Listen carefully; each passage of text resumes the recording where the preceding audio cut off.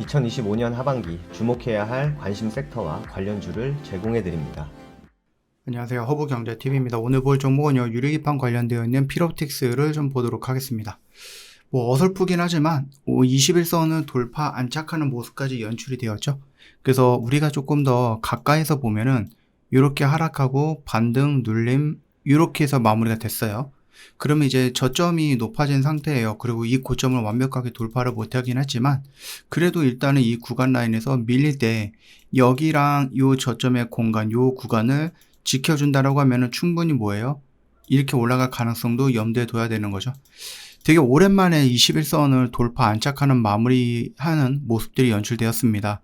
언제예요? 6월 달에 고점을 찍고 쫙 밀려서 이제서야 21선을 돌파했는데 여기서 약간 부족하거나 조금 아쉽구나 라고 생각하는 부분이 뭐예요?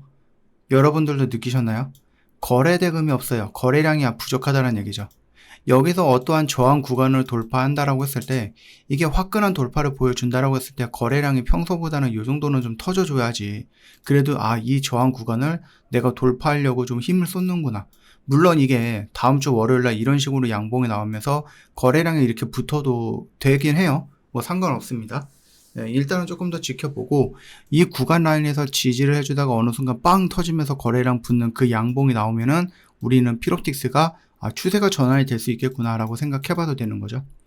지금 시장은 나쁘진 않은 것 같아요. 시장은 나쁘지 않고 오늘 이제 고용보고서 발표가 있고 아마 발표가 어떻게 될지는 모르겠지만 그 결과에 따라서 크게 달라지진 않을 것 같아요. 개인적으로 놓고 보면은. 여전히 지금 9월 달에 금리 인하를 해야 된다라는 사람들이 10명 중에 9명 넘어요. 그러다 보니까 10명 중에 거의 10명 가까이가 금리 인하가 될 거야 라고 얘기를 해주고 있기 때문에 금리 인하는 거의 기정사실화된 게 아닌가 생각을 합니다. 그러면 이제 우리가 0.25%를 기대하고 있으나 마음 한켠으로는 0.5 빅컷을 해주면 어떨까 막 이런 고민도 하고 있죠. 뿐만 아니라 시장은 9월달을 시작으로 해서 11월달, 12월달, 10월달 이렇게 3개월 동안에 금리 인하를 몇 번을 더 해줄 것인가 라는 것들에 또 쏠려 있죠. 그렇기 때문에 9월달에 금리 인하는 어느 정도 시장에 반영이 된 것 같은데 이 금리 인하를 시작으로 해서 0.25냐 0.5냐 또는 9월달 이후로 3개월 동안 남은 기간 동안에 금리 인하를 한 번 할 거냐 두 번 더 할 거냐 이거에 의해서 시장은 다시 한번 방향을 정하고 움직일 가능성이 크다라고 생각합니다. 그거 좀 놓치지 마시고 자 일단 좀 말이 길었는데 유리기판은 여러분들 다 알고 있는 겁니다. 유리로 된다라고 하면은 얇아요. 그냥 플라스틱이라든지 실리콘이라든지 이런 애들보다 거의 40% 정도 얇게 만들 수 있고 휘지 않고 튼튼하고 신호 전달도 좋고 그러다 보니까 이제 고성능 반도체에 적합한 부분이고 메모리를 더 많이 탑재도 가능한 부분이고 근데 인텔이 이걸 포기했다. 우리 일전에 한번 봤죠. 인텔은 CPU라든지 파운드리에 집중하기로 결정을 했어요. 인텔은 지금 회사가 어려워요. 그러다 보니까 다른 회사로 팔린다 만다 막 이런 얘기도 있지만 미국 정부가 나서서 도와주고 있기는 하죠. 그러다 보니까는 유리기판 쪽으로는 계속해서 가기는 조금 어렵다. 얘네들 최근에 26조가 적자를 봤어요. 어마어마하지 않습니까? 그러다 보니까는 인텔이랑 경쟁 사이에 있었던 우리나라 삼성전기라든지 SKC, 그 다음에 LG 이노텍, 나름의 호재로서 좀 받아들일 수 있죠. SKC 같은 경우는 이미 시생산, 그러니까 테스트 라인을 가동하고 있는 중이고요. 이미 샘플을 공급하고 있어요.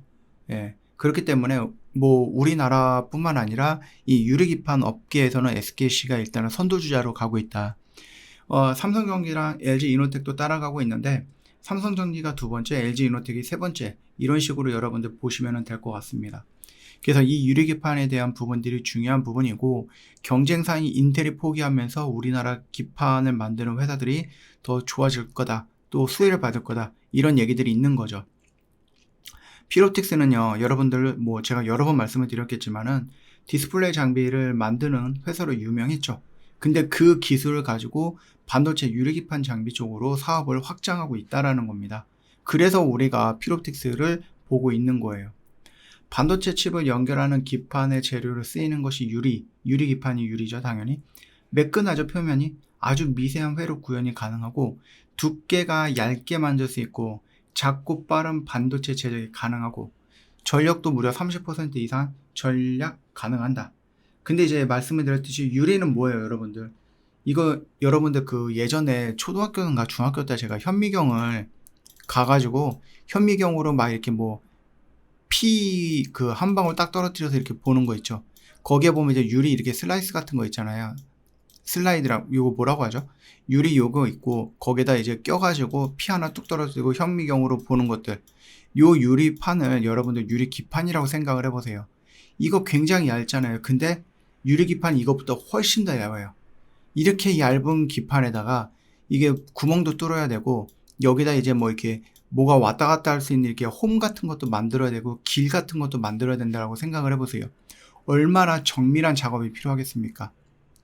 이거 손가락으로 툭 치면은 탁 깨지고, 그쵸? 여기다가 뭐 이제 뭐랄까 송곳 같은 걸로 한번 찌 그르면 여기서 쭈쭈득 금 가고 기스 잘 나고 이러잖아요. 그렇기 때문에 이런 작업을 할 때에는 그냥 아무 장비랑 갖다 들이대면 되지 않는다는 얘기죠. 장비라는 것도 우리 이게 손가락처럼 그냥 말랑말랑 이런 게 아니라 딱딱한 금속이 된 거잖아요. 그렇기 때문에 거기에서 얼마나 섬세하고 얼마나 디테일한 작업이 필요한 것인가. 그렇기 때문에 이 시장으로 들어오기 위해서는 기술력이 굉장히 높아야 되는 거고 진입장벽이 높다라는 겁니다. 그 진입장벽이 높은 곳에 피롭틱스는 이미 들어와 있다라는 거죠. 이미 장비를 납품을 하고 있다라는 거예요.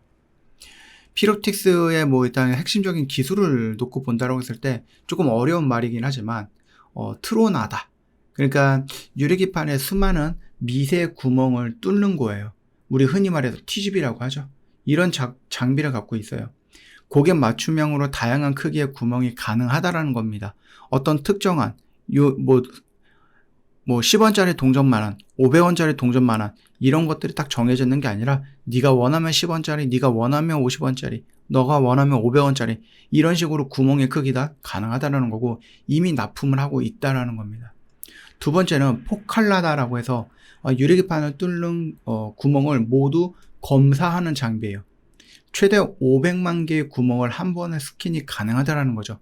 모양, 높이, 폭 등 3D 데이터로 보여줌으로써 원래는 6시간 정도 걸릴 수 있는 검사라든지 분석을 20분 만에 끝낸다는 거죠. 빠르고 정밀하다는 거죠. 시간이 굉장히 많이 단축시킬 수 있다는 얘기입니다.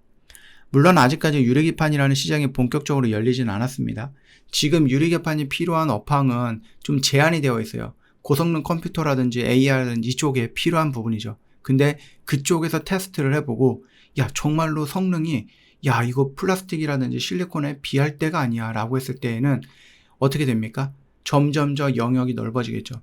그래서 여러분들이 유리기판을 보는데 생각보다 1년 2년 안에 유리기판 시장이 막 그렇게 커지지도 않는데?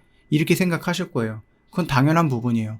이거는 이제 새롭게 만들어진 기판이기 때문에 초반에 필요한 곳은 제한이 되어 있고 거기서 상용화가 꾸준히 진행이 되고 성능이 확장이 되고 확실성이 있다고 하면은 다른 영역으로도 확 넓어지면서 그때부터 폭넓게 올라갈 겁니다.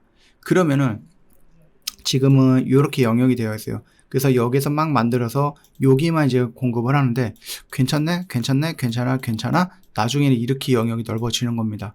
이때 들어가려고 하면 이미 늦어요. 피롭틱스는 지금 여기서부터 시작을 해서 요 영역에 들어가 있는 상태예요. 그러면은 나중에 시장이 이렇게 커진다라고 했을 때 피롭틱스는 미리 만들어 놓은 것들이 있을 거 아니에요. 미리 자리 잡아 놓은 것들이 있을 거 아니에요. 그렇기 때문에 이 피롭틱스가 유리기판 시장 내에서 굉장히 좀 중요한 역할을 하지 않을까라고 생각을 하는 겁니다. 유리기판은 당장 필요한 거는 아니에요. 당장 필요한 거는 아니지만 더 나아지는, 더 향상되는 기술력을 따라가기 위해서 다시 동반돼서 올라가야 되는 기술이다라고 생각하시면 될 것 같아요. 유리기판은. 자, 일단은 전 세계 장비, 소재 회사들이 뛰어드는 블루오션이 될 수도 있다라고 생각하시면 돼요. 왜? 그동안에 없었던 거기 때문에. 그동안에 이제 플라스틱, 실리콘으로 진행이 됐지만 유리기판은 아직 없었던 거기 때문에 여기에서 만약에 선점을 한다라고 하면은 굉장히 좀 중요하다. 그래서 피로틱스는 구멍을 뚫는 장비, 그 뚫은 구멍을 검사하는 장비, 그래서 차세대 반도체 유리기판, AI 스마트 서버라든지 뭐 여러 가지 핸드폰이라든지 노트북이라든지 뭐 태블릿, 또 되게 자동차도 있겠죠. 자율주행 자동차 등 굉장히 다양한 구간에서 사용 가능한 부분이다라고 보시면 될 것 같습니다.